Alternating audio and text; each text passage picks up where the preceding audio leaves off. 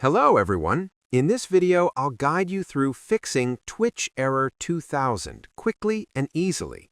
First, this error usually happens because your browser or network is blocking Twitch from loading properly. Start by refreshing the page. Sometimes it's that simple. If it persists, clear your browser's cache and cookies. Old data can often cause connection problems. Next, disable any browser extensions, especially ad blockers, as they can interfere with Twitch. Another tip is to switch browsers or try Twitch in incognito mode to rule out browser-specific issues.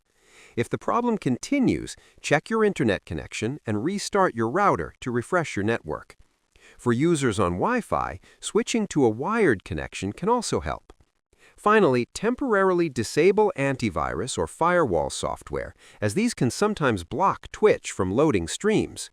After applying these steps, reopen Twitch and you should be able to watch streams without encountering Error 2000.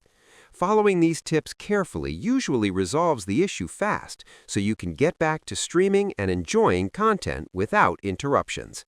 Subscribe the channel for more videos.